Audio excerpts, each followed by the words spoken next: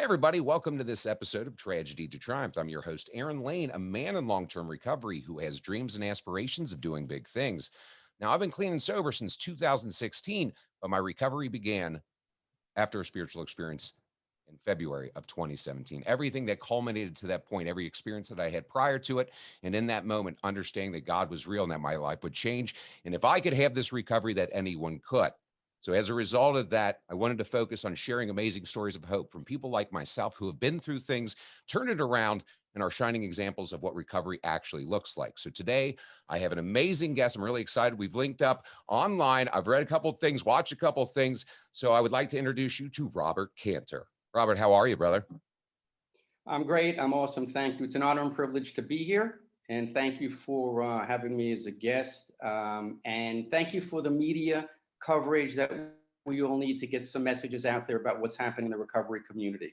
It's very, very important. I'll talk more about that later in my advocacy work, but this is a key element of what's needed to disseminate information to people and Okay. let them know the good things that are happening. You know, the guests that you're having that have had successful journeys, even through their tragedies. And it's just good stuff that you're doing. So thank you for having me. No, absolutely. I think, when we were talking the other day, I kept revisiting, like, we're on the same page with so many things. And that's encouraging to me because it makes me feel as though like you said, that we're on the right path and we're doing it together. This is not an Aaron project. This is not a Robert project. This is a collective. Let us change the narrative of recovery together. So, Robert, before we get into this amazing story of your transformation, what you do today, why don't you give the listeners or viewers a little bit about what you're about? Okay, so I'll tell you my story. I'll try to condense it quickly. And I was born in Brooklyn. I was born in the Brownsville section of Brooklyn, Aaron. And so it was a rough area. I got beat up a lot. I was molested, all of that stuff. My father died when I was 16. I'm an only child. My mother immigrated here from Morocco, so I'm French Moroccan. Okay. I didn't have a relationship with, and this is really, really significant. It wasn't the getting beat up that really affected me through my drug use and alcohol use and even sobriety. It wasn't being molested that affected me. It was this lack of acknowledgement that I experienced, not having a father, not having a role model. And it became a very core, deep-seated issue that I was only able to address in sobriety. And I had to address it with medication. I had to address it with outside help. But even up to that point, the way it manifested itself was tremendous rage, not anger, rage. I call it going to the red zone. And I destroyed so many relationships, and I can talk more about that. But this period between, really growing up to 16 when my father died, may he rest in peace, was a very, very difficult time for me. And so, my mother was an old fashioned immigrant from Morocco. She focused on him because he really needed to be in a nursing home, and I was left to my own devices. Basically, what happened. So he died when I was 16, and I dropped out of college, and I ended up going to college, getting into SUNY New Paltz, one of the state universities in New York, through continuing education classes. And I mentioned the lack of acknowledgement issues because, I was told in my recovery that when you talk about the shame, you take the power out of it. And I was physically abusive to my first girlfriend in college. I never had a girlfriend in high school. This was my first girlfriend in college. And With me again, both. I didn't have yeah, a girlfriend until like later in life. So anyway, right, a late bloomer. And so what physically abusive means is that I punched her. That's what that means. I don't want to sugarcoat it. And the reason I do that is, in our 12-step fellowship, we address these issues of shame, and we address these issues of making amends and all of that. And so this has been top of mind for me for 40 years. And right. every time I've spoken to my mentors in our program, they've said, you're immense to her to stay the fuck out of her life. Right. I hope I'm cursing is You that know, maybe this is what's beautiful. Talk how you talk. I love it. perfect. So anyway, but what happened was, because I was out of the toxicity of my home in I was in Brownsville till I was 9, and then I moved to Rego Park, Queens. I went to Forest Hills High School. But anyway, when I got to New Paltz, I really broke out of my shell, and I started doing things I had never done, like writing for the college newspaper and driving the campus bus and all of these things. And one of the things I loved doing, Aaron, in at the parks in Manhattan, in New York City, was I loved playing the game paddleball. That was like my thing. That was my escape. They didn't have paddleball courts in New Paltz, so they had racquetball courts. So I took a class in racquetball. I defeated the coach, and he said to me, "Why don't you just start a team?" And I ran with that, and that's one of my crowning achievements in my life. I got the sponsorships, and I got the uniforms, and I held the tryouts, and I did all of this stuff, and I built this team to the most popular team at the college. And our crown, and we were a bunch of hippies and drunks hungover that would show up on the court. We just smelled, we didn't brush our teeth. And our crowning achievement was that we defeated the West Point Academy cadets in a 7-match tournament. And I bring that up for a reason. I'm mentioning all this stuff because of how my life has come full circle. So I'll fast forward. I left there with $1,000. My girlfriend and I moved to Houston, Texas. That's where my use of these substances began. My life became unbearable. I started getting fired from jobs, inappropriate relationships in the workplace, cheating on expense accounts, and all that. The last job I How had in you about how old were you when this was going on? right now, this was Transition. about 24, 25 years Okay. old. All right. So I finished New Paltz at 21, and then I went to Houston. And in the first couple of years that I was there, then my use really took off. The last job I had in Houston was at a television station selling airtime to retail outlets or to whoever, selling airtime on that station as a salesperson, right, and producing their commercials. And if you remember, you're younger than me. I don't know if you remember the 900 telephone numbers, the 1-900 number. The ones that would like charge you like $20 a minute. Correct. So what happened was these guys, it was just at the ground floor of the 900 industry or the infotext industry. So I was fascinated by this business. These guys had $50,000, $100,000 a month to spend to run commercials so they could generate phone calls and make money. And so I started, working with them, producing their commercials, selling them airtime, started making more money than anyone at the station. I'd been there 6 months. There you go. So the station manager calls me and says, "Look, people are complaining you made too much money. We have to lower your commission." I said, "Kiss my ass." 100%. I walked out. I started money. a little ad agency in my apartment in Houston, specializing in the 900 industry. And within a year became the largest in the country. I was a garbage head. I didn't know anybody knew. Everybody in the industry knew. So I was invited to be a guest. If you remember the show, the Geraldo Rivera show. Absolutely. Okay. So I was invited to be a guest panelist there to defend the 900 telephone business as not being a porn business, right? You're an advocate already in life. That's right. So I'm sitting on this panel with faith leaders and law enforcement people and legislators. And I had been up 2 days, and I was so fucked up when I came onto this show. I couldn't even see the audience. I mean, it was a blur. And I was humiliated, and I was laughed off. Geraldo sensed it, and he nailed me, and rightfully so. And I humiliated myself, and I couldn't show my face in industry. But what happened was, as we moved, my girlfriend and I got married. We moved to New York, and then I used the credit from those TV stations that I was buying media for my clients, and started running my own 900 numbers. And in 1994, when the industry imploded, I retired. Okay. So well, probably a good time to retire. Yeah, it was a good time. So I retired at 34, and that was great. That was 1994. My daughter was born in 94, and my mother, the one person that raised me, had a severe stroke, left her a vegetable for 5 years. So that was a bizarre year. Well, but anyway, Robert, hold on. Before we go to the anyway, I know you've told your story a lot. I can see that. And you hit on the things that are very important and the things that you've identified that are defining moments in your life, your recovery, and the addiction. But just for a second, as I try to paint this picture for listeners, 16 years old, you lose your father, right?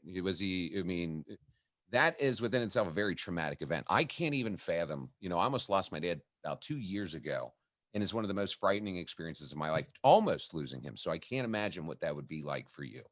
And to be able to channel some of that rage, that anger into a sport and become competitive, become, really fantastic with that and have some sense of accomplishment in your life, which you could then be proud of. but also while, maybe still masking that pain. And this is just conjecture on my end, but just how I look at it, knowing what substance abuse looks like, is we never deal with these things. We never really approach them. And here you talked about being an abusive boyfriend. You talk about being, very successful in business, which a lot of us who have issues with substance use can be. I mean, we've all seen Wolf of Wall Street. And some of the most amazing people I know today are people that have done some of the most crazy things with addiction. But to look at that and say, now, you have had this rise in life. Have drugs mostly been a picture that entire time? Like, when did it start? Were you like 16 when it started, or was it before that, or was it after? It was really after. Even when I went to New Paltz, Aaron, I didn't really use to excess. I drank, You said a hippie, like you just smoked here or maybe drank stuff like smoked, drank tequila, and really whoever had, I had no money. Mac and cheese was, dinner was like had filet mignon for us, that. Right. basically.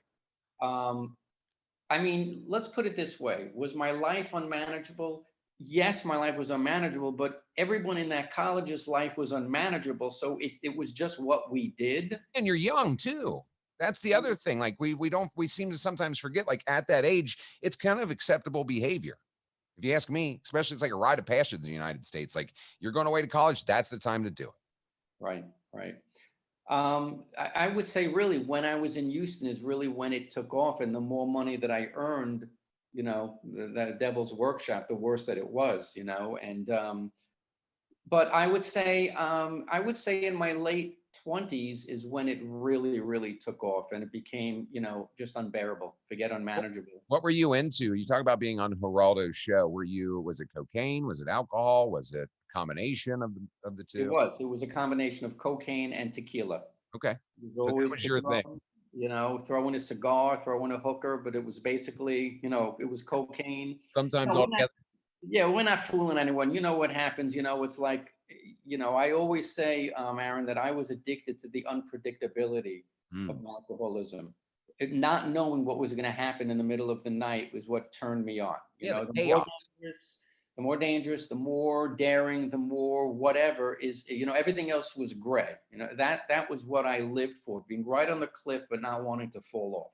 I Right. think like most of us that suffer from substance use disorder.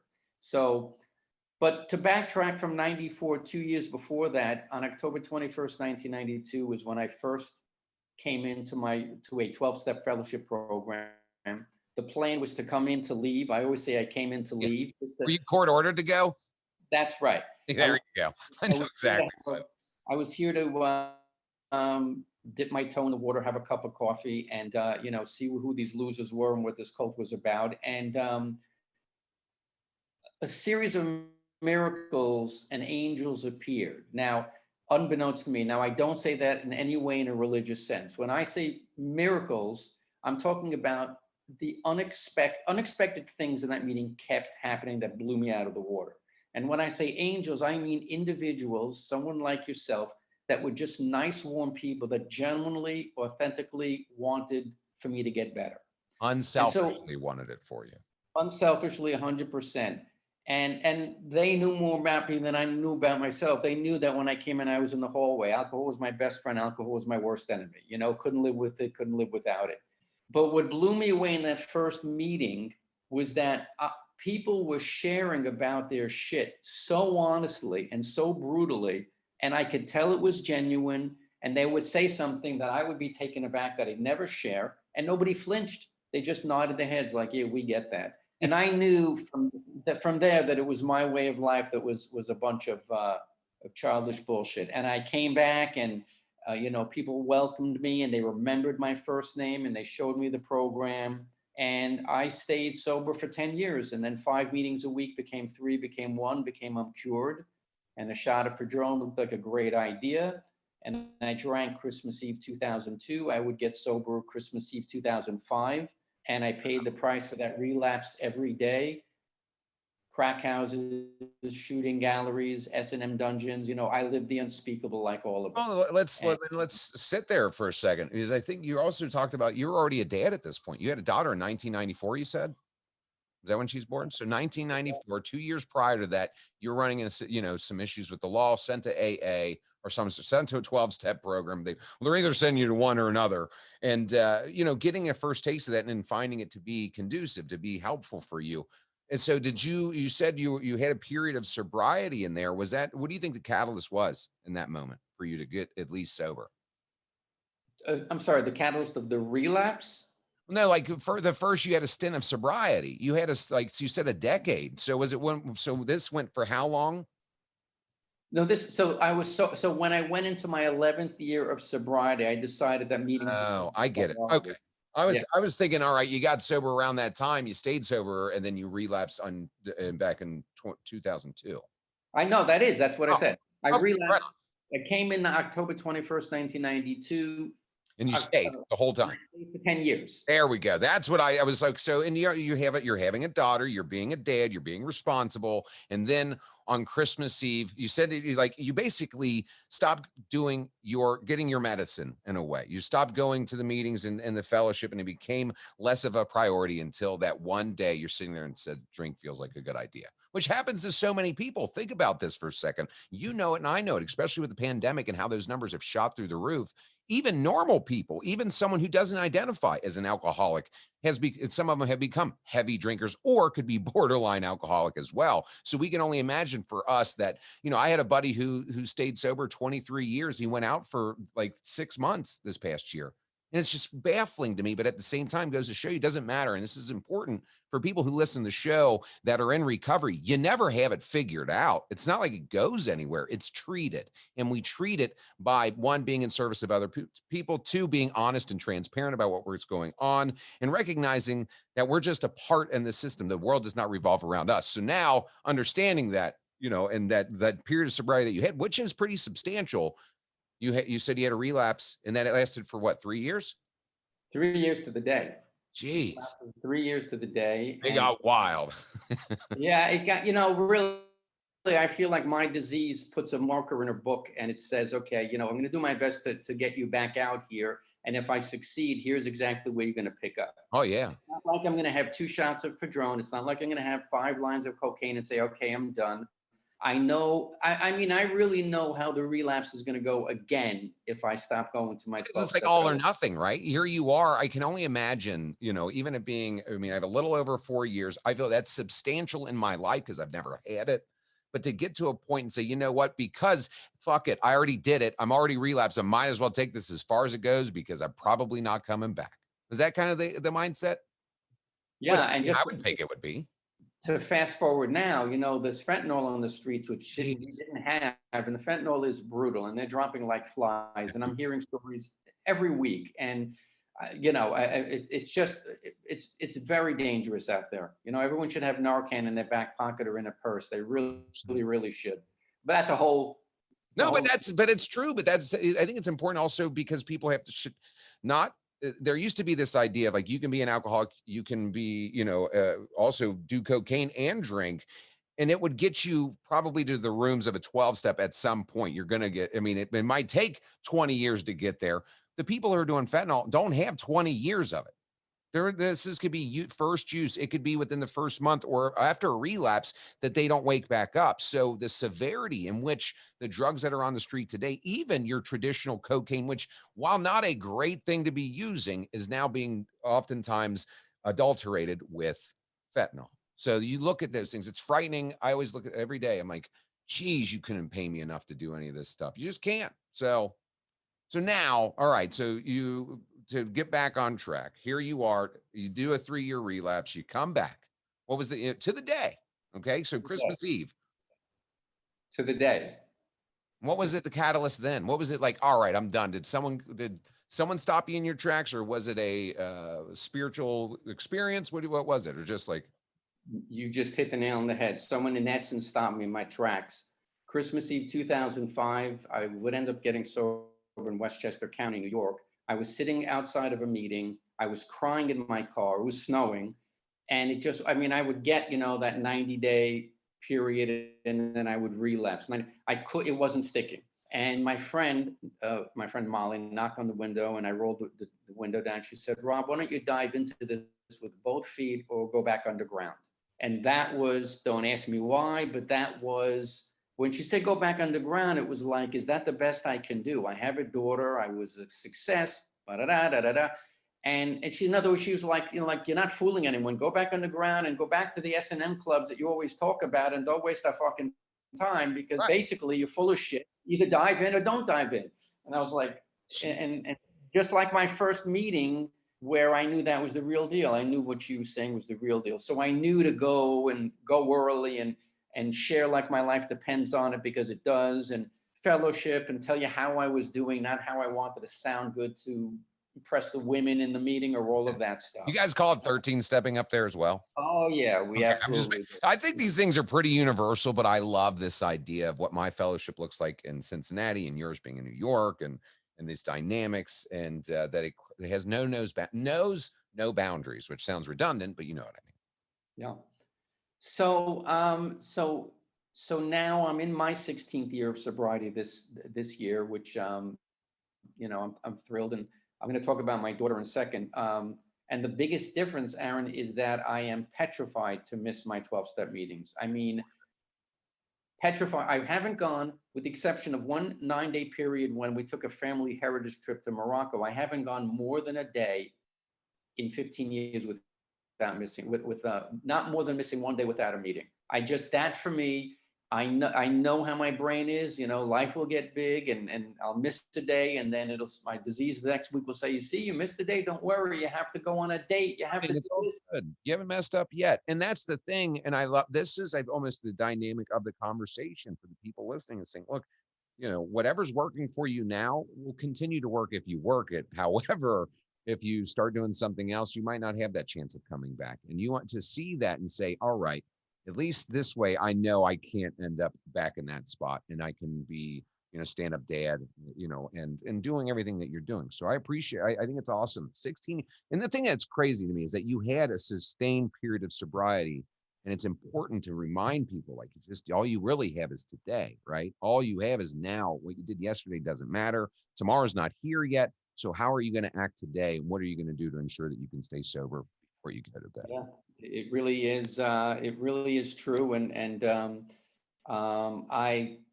don't want to go back to those places, to the crack houses, the shooting galleries, the S&M dungeons. I don't want to go back to that lifestyle, the chaos, the bottomless pit of despair. I don't want to, but all more than anything else for me, I need to be at those 12-step meetings, and I need to share honestly, and I need to be locked in with my group of guys, Meet you in the and middle. you know what I mean, and you know what I mean.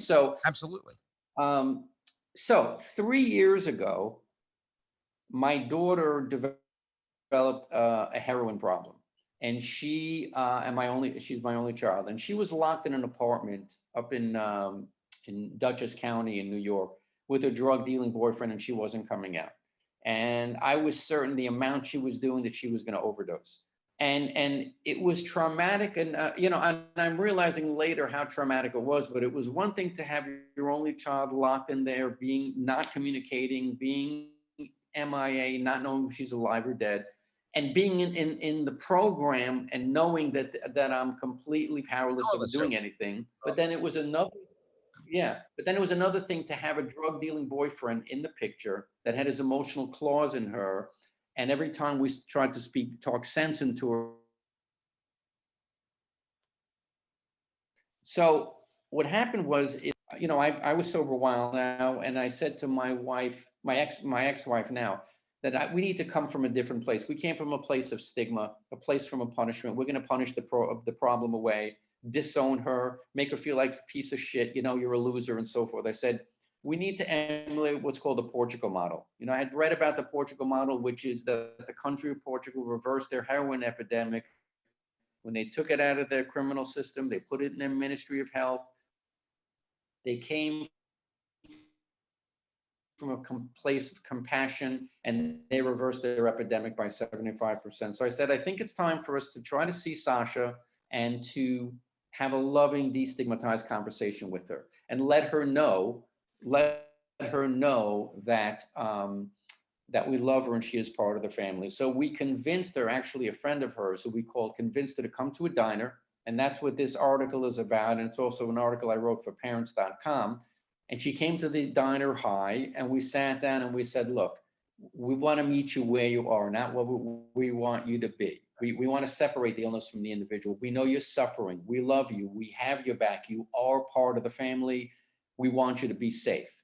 And we weren't sure if she was buying it or not buying it, but it was genuine. And we were crying, and it was a whole like thing. And we said all of this, and we said, all right, sweetie, we're going to wait around for an hour. Why don't you think about it? If you want us to drive you to detox, we'll wait. And if Right, not, right. we understand. We just want you to be safe. So we sat there in this diner, my wife and I, and we just like, we didn't even know what to say. We were just like, are we going to lose our daughter here? We almost felt like it was our last ditch effort.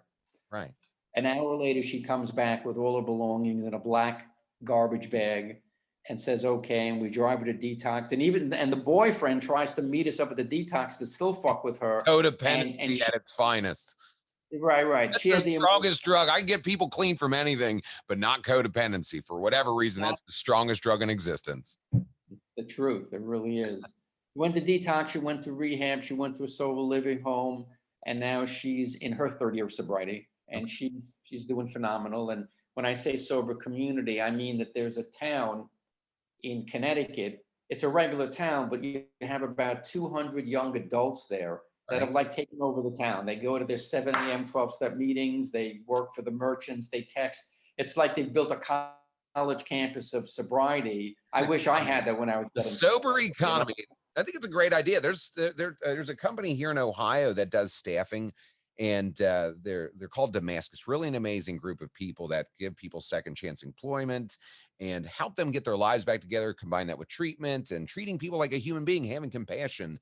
And their goal is to have a village, like you describe, of like this is the town of Damascus, and there's a lot of which I think is great. If you can implement it, cool. So here she is. And this is what I'm really curious about, Rob. So, one being a dad, being like I'm a dad too. I have 3 daughters, right? And the laws of averages would dictate that one of them may have an issue. I'm very real about that. I don't want it to happen. And you know what? It doesn't mean it will, but there's some likelihood. Their dad suffered from substance abuse. You suffered from it.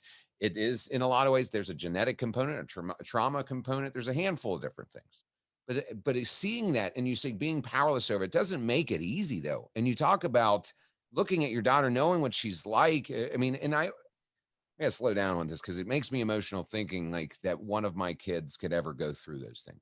Right? It's one thing you did what you did, the S&M clothes, the cocaine, this, pushed it to the limits. It's another thing to see someone that you love and being a dad to that person do the same thing.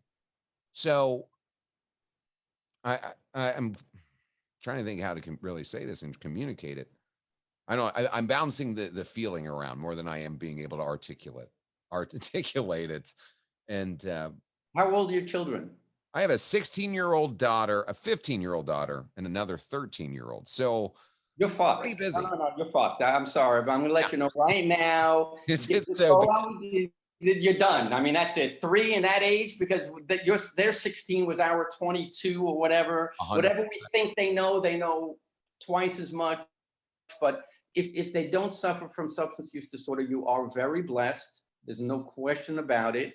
And God forbid if they develop an issue, you're that, as we call it, the walking big book. You're that ambassador. You're that power of example, and they know exactly who to go to immediately. And they don't go on the streets, and they Right. don't go to that other family. They do what I was hoping would happen, where we made the mistake. You know what I'm saying? Right. So 100%. you're already a step ahead of the game if that happens. So Well, I think it's important, right? So you were able to do that. You came from a position of love, compassion. Compassion, I believe, fixes this anyway. Of looking at someone like they're a priceless human being. They have value, even if they don't feel like it, they do. And to understand, and you being a dad, me being a dad, looking at and being powerless over it, but also understand the best thing I can do is treat her with love and just be there for her and open and honest and transparent, and don't encourage her to be afraid of going to her dad about this. Like, and we've talked about, we're very transparent in my household, but they've seen their dad's addiction. They've experienced their dad's recovery. And I know it's had an impact on their lives because it's had an impact on mine. And my hope and prayer is that that has some type of positive impact moving forward. But so here, your daughter, so now you're in recovery. Your daughter's in recovery. She is celebrating 3 years now, which is tremendous, especially when you talk about the other drugs like the heroin, the fentanyls, things like that. It was, I mean, IV use as well. There was no IV Okay, use. so but still, I mean, it's still heroin. It still works in the same way. So, but her to be able to do this and turn it around, and you live, and you now you both are in recovery, and you said you start so that thing behind you. Why don't you give me a kind of a breakdown in the listeners what that's all about? Yeah, all right, and then I'll tell you how that morphed into the advocacy work that I'm doing. But behind me, I guess I don't need to take it off the wall, but behind me is an op-ed I wrote for the Jerusalem Post. I wrote a similar one for parents.com that tells the story that I just told you. So let's say where I just left off in our interview is where my advocacy work began. So the genesis of my advocacy work was that conversation in the diner. Okay. This particular article is an op-ed I wrote for the Jerusalem Post. I'm of the Jewish faith, and the stigma of SUD in the Jewish community is like off the charts. Can't even It's imagine. unbelievable. And so that is slanted a bit to the Jewish community, and not only in Israel, but all Jews, and the fact that we don't talk about it, and that the rabbi should sermonize it and so forth. But so I wrote this op-ed there, and I gave it to the publisher. He said, "Great, looks great. We're going to print it." He said, "I need a picture of you and your daughter." And I said, "Great." So I got this picture of me and my daughter. So we submitted to him, and then my daughter decides to tell me that she's high in this picture. Now, I had no idea she was high. So so what the fuck do I do? It's a good looking picture of me and my Yeah, daughter, you you have to know? let it be what it is, I guess. Well, so then I said, wait a minute. So first I said, I can't use that photo. She's high in that picture. But meanwhile, she looks happy and she's smiling, and I have my arm around her, Right, right? And then I said to myself, wait a minute. This is actually like the perfect picture to be using, 100%. because at that point, we were trying to accomplish two things, my wife and I. One, first and foremost, was my daughter to find happiness in her life. The second piece was for us to not lose our daughter.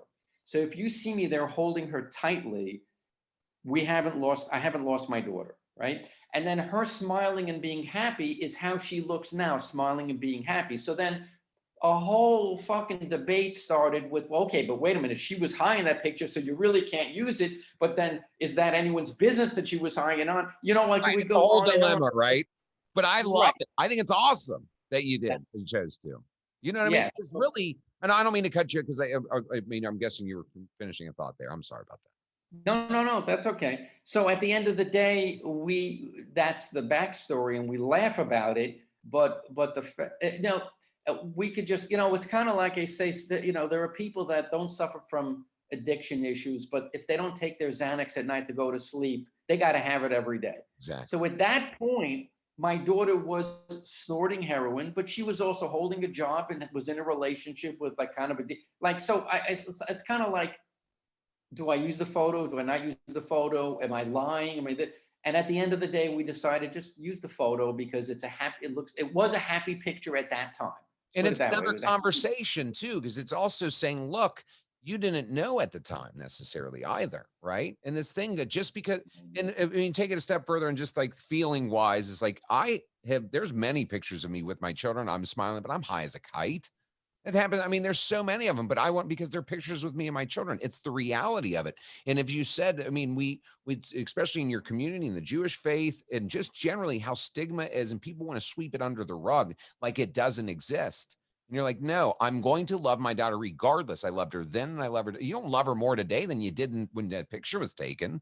So really, it's just you. That's the angle, and you're being able to talk about and share it with the world. And I think it's an amazing thing because the story is one you're obviously naturally a speaker. I mean, just everything about you, it emanates from you, but also the dynamic of being a dad who's in recovery with a daughter that's in recovery as well. So now this writing this article, so it's what does this carry into for you today?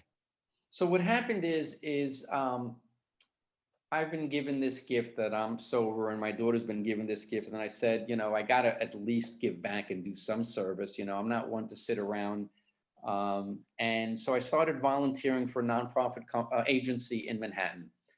And as a parent coach, working with parents that are having kids that are struggling. And one of the things that this nonprofit does is they write drafts of legislation, hoping that congressmen or senators pick it up because it helps for their visibility and helps for their funding. Right. So a woman who I became friends with there wrote a bill which would become the Family Support Services for Addiction Act of 2020. Now it's been reintroduced, which is monies for families who have loved ones suffering from SUD, such as, what we call systems navigation, help with, finding a rehab and dealing with the problems with, the breaching of the parity laws, or, support groups or coaching or whatever the case is.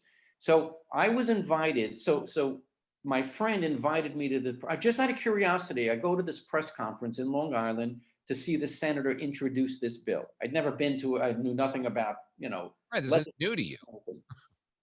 So I go there, and the Senator Gillibrand from New York gives her speech. She stands up to the podium. She starts reading it, and right out of the gate starts telling the story about me and my daughter. I had no idea. Then she asks me to come. She pulls me out of the audience to come up to the podium to say a few words. I have no fucking idea this is happening. My friend tells me later that all she did was give me information, and I guess the speechwriter did that. Next thing I know, the media is covering it, Aaron, and it leads to a public access interview, and then a television, then it leads to a radio interview. And now I've aligned myself with some legislators and senators in Washington because I felt for credibility, I needed to be able to speak to what was going on in Washington, what is. And then I get quoted in the Hill and quoted in the National Review. So now it's just taken on a life of its own. And then I write these op-eds, and I wrote a piece on stigma, which was picked up with the Shinketsu News Agency in Japan. So this is all great stuff. Well, actually, before that, before the Jerusalem Post, what happened was when everything was domestic, I said, I'm looking at the leading advocates in the country: Tim Ryan, Brian Hampton, Chris Herron. None of them are carrying a message internationally. None of them. They're not going to other countries. So as an example, maybe I mentioned this to you, most people don't know that Donald Trump's brother died of alcoholism. Correct. Right. So like him, not like him, it's irrelevant. It's irrelevant because they experience, right. Right. The man suffered. His brother died of alcoholism. People don't know that Congressman Trone just created the bipartisan addiction and mental health task force, just like last month in Congress, and all the things that are being done in Congress and the millions or billions of dollars that are being spent. If you brought this information to other countries and other media outlets in other countries, that will inspire them and give them the information and the impetus to do those things in their country to address their epidemics. So that's when I started writing op-eds for the Jerusalem Post and something on stigma for the Shinketsu News. And then Canadian National Television did a live interview. I did an interview about the pharma opioid settlement, the $1 billion settlement, and on and on and on. And little slap on the wrist for them, wasn't it? It's a joke. Not even. Those motherfuckers need to be in jail. But that's no doubt. You and I agree 100% on that thing. It's I did want to make I did want to say you went to it's funny how years ago you're on Geraldo's show and you kind of get laughed off, and now all of a sudden you're in recovery, going back to shows to have a platform again, being picked right out of the audience. Like, hey, didn't you? Yeah, I think it's funny. It's kind of like full circle. Right, but that's exactly what I was saying at the beginning. Was I wanted to mention those details because about how it went full circle. The same people I was on stage with at the Geraldo show that were trashing me, and I was too drunk to barely even talk, are the same people I work with now in advocacy. Unreal. Teachers, educators, law enforcement, faith leaders. And so for me, it has been a complete That's the most beautiful thing about recovery. That is something that I know is universal as well. Like my life today, it's different stuff, but it's along the same lines. Like running from police to now being friends with police, would be an example. Going in front of judges constantly because I'm in trouble, to being friends with judges. You just kind of like, all of these things. It finds a way of, it's almost laughable, but it's almost, to me, it's like the reality of God's presence in my life and saying, look, all of that happened for a reason, so you can have this today, and prepared you in a lot of ways for that. So at least that's my personal take. Yeah. And then this past weekend, I went to Baltimore. I did an NPR podcast, which was pretty cool. On similar to this, Aaron, where I had the opportunity to tell my story. I was interviewed by a guy an African American gentleman, a really cool guy. Lets me stay at his house. I never Yeah, met him tell me, before. that's awesome. Yeah, we had a great time, and we did a meeting, and his story was incarcerated is a whole nother thing. And so it's interesting because now I'm starting to have some media coverage about regarding my personal story, which never happened before. It was either Okay. about me and my daughter, or Purdue Pharma, or this, or stigma, whatever. Now you're the second podcast about Rob Kanter's recovery, my journey. How did it start? What happened when I grew up? My program, my relapse, and then into where I am now with this advocacy. And tomorrow morning, I have a interview with Talk Radio Europe. They have 1 million listeners. They're out of Spain. And so it's just, and I hope I'm not in any way trying to brag or be pompous about this. This is just the journey. This is what's been happening. God basically said, "Hey, you want to take a ride?" I said, "No, I Yeah, let's got." do it. He said, "You're too fucking bad. Strap yourself in. You have no choice, brother." We're going And to hit the moon. that was pretty much what's been happening. I mean, 14 months ago, Aaron, I knew nothing about the opioid epidemic. I knew nothing about fentanyl. I knew nothing about Purdue or legislature. And I don't make a penny doing this. Right. And I've never been happy in my life. Well, I make money. I work in, we talked when we talked earlier this week, all of the things that I get a chance to do today as a result of a spiritual experience that revolved around radio, hearing the voice of God in a song, people telling me I had this voice for so many years, and then saying, I promised, I made a commitment to my children. I said, your dad's going to get on radio in a year. I don't know why I told him that, but I felt it. And then it happened. And as a result of that, getting hired as a 35-year-old man, starting over, recently divorced, had nothing, 5 felonies on my record, and to go and say, I'm willing to be an intern, I'll do whatever it takes because I'm going to be on the radio this year. And then it materialized. And it was like from 1 station to 2 to 3 to 4 to 5. I have 5 felonies. I'm on 5 radio stations in the tri-state in Cincinnati. It doesn't make any sense. This is in a very short period of time. I told you, I have 4 years of sobriety. I started the show back in February of 2018. And as a result, it opened up this whole, just as much as it does for you. Once you see it for what it is, you're like, there's a whole community here. There's people that need our help, and we need to change this narrative. And you can fit yourself in. And the more you talk about it and the better you get with it, the more people want to hear about it because it makes them feel good as well. And it's doing a service for, one, New York, one, you say, international, I think is a beautiful focus because you're right. There is no, Tim Ryan does his thing and it's been very specific, but he's just one part of it. You're just one part of it too. But the more people we do that turn things around and can impact people positively, it's going to be like they're going to impact a magnitude of 10 or 100. And, it's like it's just going to continue to grow just as much as your addiction did, just as much as mine did. Our recovery should do the same thing. So yeah, I think it's awesome. I think that there's a lot to be said about that. And people who aren't in recovery, it's not to downplay. Obviously, there's more people aren't in recovery than there are. However, if they could get an experience of what this is like, I believe recovery is a superpower. I believe the act of, the things, how God's presence in our life is, it just reveals things differently to us that people would be lucky to have. And that's something that I hold very near and dear to my heart. And I would believe that you do too, because you've seen it and you're experiencing it. And I think it's awesome, man. 14 months. Think about that. 14 months. A lot popping off. Yeah. Recovery is a superpower. Is that what you said? Yeah, recovery is a superpower. I love that. I'm putting on t-shirts. So I got Rat. Well, you can't do it before I do it. I know you're got a very entrepreneurial spirit. I am, on my way to. I love that. That's a great. You could use that moniker for. You could use that for a Facebook page. You could use that for the name of a group. I love that. So, but I'll give you. Can I give you royalties? Can we work something out if I use? Absolutely, we can link up and we can do it together. I can't do any of this alone, really. That's another thing I've recognized. Like, the opportunities that you have today are, somebody for whatever reason, whether it's be based on your personality or this or that, gave you a chance to talk about what your life experience. And when people heard that, they attached to it, and then more people wanted to hear it, and gives more opportunity and more and more and more. And that is a beautiful thing. As you said, like God just, you're just along for the ride. Why ride the wave as long as you can? Because it's a lot of fun. And who knows when that ends? At what point do you say, oh, this enough is enough. I'm good. I did my part. Well, I don't see you slowing down anytime soon. Thank And you. you have this, so your website. So let me get to, because I think it's really cool, right? So you do, it's internationalrecoveryadvocate.com. No, no, no. Oh, advocate. Oh, I, I don't even have a website. I thought you did. Well, you have an email from that. No, I have an email. I have a domain. That's the next. That's The the next. next step. That's the But then next. it's coming, is what we're saying. It's coming. The All social right. media presence is coming. Again, it's been 14 months, and that, it's like I built, I believe, a powerful LinkedIn profile, and I've got the domains, and just It takes a whenever lot of time. It really I does. hired an intern, a very very part-time intern who's helping me with a lot of things, technically that I, Well, like we talked about before the show started, right? right, right.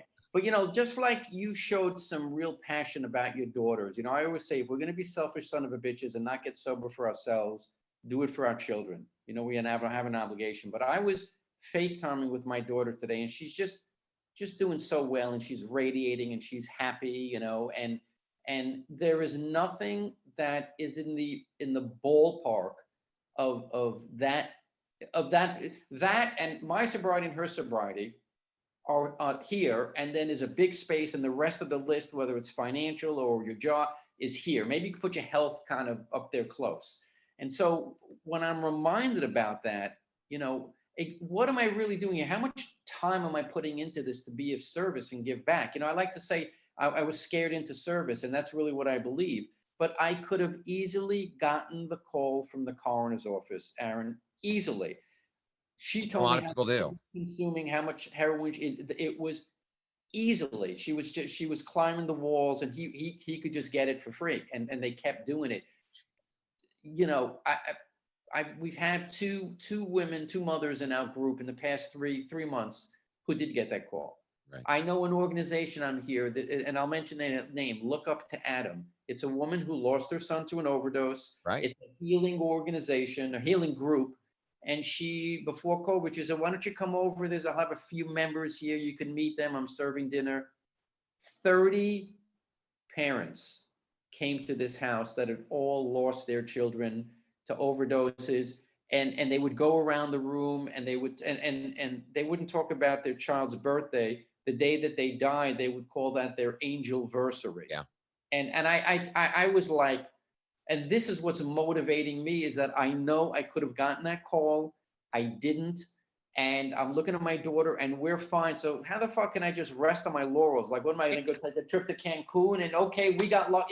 I can't do it. It's not who I am. It's like, it's just not who I It am. doesn't sit right. Well, and it's not part of your, I mean, you have a fairly bombastic personality on top of all that. And you're going, and I can see being very driven as well. So those things combined with the passion of like, look, your daughter's still here, and you do, Ray, and you can articulate that and understand that you're very lucky to have her, because not everybody is like that. Just like you said, I have a very close personal friend who listens to the podcast who lost her son, Samuel. She started an organization that's very similar to that to help people, like, because she couldn't save her son, she's going to save someone else's. She's going to make sure they get into sober living or whatever it is, and committed so much time in that interview. And I've done a handful of them because they're important. They're cautionary tales. People listening to the show are often in treatment centers thinking, I have another one in me. No, you don't. This is your mom on my show telling me, like, I wish I could bring my son back. And here you are as a father saying, I got the chance to keep my daughter, and she's here, and she radiates,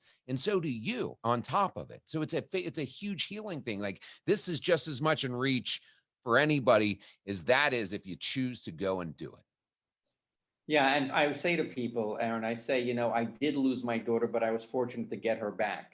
And you could slice and dice that however way you want, but I'm telling you that when she was locked in an apartment with a drug dealing boyfriend, and there was just nothing I could do. As far as I was concerned, she wasn't dead, but I had lost my daughter. There was just Right. nothing there. And then I fortunately got her back. And so the message is that conversation at the diner, a place of love and compassion, the stigma is the absence of stigma is the absence of compassion. If you want to destigmatize someone and treat them like they're suffering from an illness, which they are, then you come from a place of love and compassion. Going back to that, that description of the Portugal model. She will tell you, I certainly am not responsible for my daughter's Right. sobriety 100%. success, but she will tell you that that was a turning point for her. Like she had no more excuses. She said she had no more. She couldn't. She used to say, "I didn't have a childhood. I had a victimhood. It was her fault, or his fault, or his fault, or mama's fault." She said that was the gig was up. There was no more. There was no one else to blame. She said, "If I want to leave, I can leave, and I could go get help right now." And she was bottoming, but I almost feel like she came to that diner for another excuse to Yep. not get the help she needed. And just like when I went to my first 12-step meeting, she was blown out of the water because it was nothing what she expected in that conversation.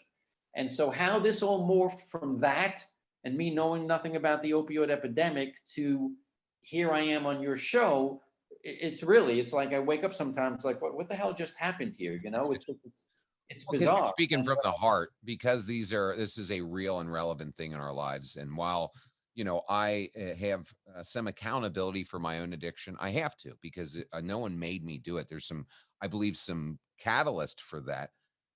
Or like, but I also believe doctors were partially responsible, and the drug companies. Obviously, you and I can see eye to eye on that, because you've talked about this on a very national stage. But one of those things recognizes the problem's here. Who cares how it got here? It's here. How are we going to fix it? That's the conversation. I don't care what it takes. I mean, it needs to be done. And we as a community are going to make that happen. So that's at least, and maybe I'm an optimist, but I feel there's so many different areas that could go into. We talk about addiction, we talk about alcohol, we could talk about suicide and mental health, whatever that may be. We're an epidemic of a lot. It's almost like self-hatred that exists, and for whatever reason. And I believe that there is going to be, and I'm not a doctor, but there's going to be, we all know that it was getting sober during COVID was brutal. Yeah. But I think there's going to be some kind of PTSD. There's going to be fallout from all of this in so many different areas. We've lost a lot of people in my 12-step groups. We have large ones here. Maybe you experienced We that. did too. We lost a lot of people this A year. lot of people who've dropped out, and just the layer of the stress and the unemployment and the isolation and parents dying and the grit. It's just a lot of shit. News. This It constant really is a night lot. was fucked up. Getting sober is hard enough, and then you sprinkle in a little. You know what I tell people though, is if you got sober in 2020, it counts as 2 years. There you go. Just like my sponsor used to say to me, that I was so bad I counted as two sponsees. Oh, there you go. I What do can you see say that. to me? So let me ask you a question, Rob. So outside of this, like what does life look like for you today? Like, I mean, you've been through a lot, you've experienced a lot, you're in recovery, you're doing this. Like, what does life look like for you? Basically, I really have a very, very simple life. I'm doing a little bit of advertising on the side, some direct response advertising, very little of that. I'm doing this. I go to a meeting every day. I'm single. I do a little dating. I spend time with my daughter. My life has gotten very, very simple. And I'll tell you, I haven't been in a relationship since before COVID. It's been about a year. This has been the longest I haven't had intimacy Right. since college, right? And never have I been more okay with just chilling and just let it happen when like my friend used to say, it's not you're going to meet someone not when you least expect it, but when you're most relaxed about it. Yeah, there you go. So it's like God has said, you're doing something important here. Just keep up the good work, do what you're doing, go to your meetings, be of service, and and I'll go to the gym or this and that or whatever. But I'm really just letting the cards of my life play out. Sound content in a lot of ways though too, which is great. That's what I'm saying. I'm perfectly okay. I want to be in a relationship. I'm divorced Yeah. now. You know, You're a I man. yeah, I want to get laid. But that's the reality. Yeah, keep it real. That's all good. Yeah, right. But the fact of the matter is that if it's not meant to be, it's not meant to be. I'm not pressing it. I'm not pushing it. And to Yeah, because answer, it never works out like that anyway. Like we talk about we're powerless. We can't make someone love us. We can't yeah, make things materialize out of thin air. But it's also kind of like you made me think about when I first started dating my girlfriend, which is a really beautiful thing to me, having been in a long-term relationship, very toxic, a marriage, and for that to end and not know really what to do with life, to meet and there's a lot of resentment in that old relationship, like really deep rooted terrible stuff, and no one really wants to be married to a heroin addict anyway, unless they are in fact a heroin addict. So She wasn't. My point being is that my girlfriend today has never had to see, she's only gotten this Aaron. She's only gotten the guy that is in recovery. So I feel very fortunate about that. And I feel fortunate for her. But I do remember the first time we started talking, I told her I was not looking for another pen pal. So I was kind of an asshole about the whole thing. I had enough. I was like, look, it is what it is, I guess. But now here we are a couple years later. So well, there's another question I typically, as I said, I didn't do one of these in a long time and they still come back so naturally. But the thing that's always important to me and to the listeners, if someone is still struggling, if someone's out there today, what would you want to say to them? I want them to understand that alcohol use disorder, opiate use disorder, substance use disorder are illnesses.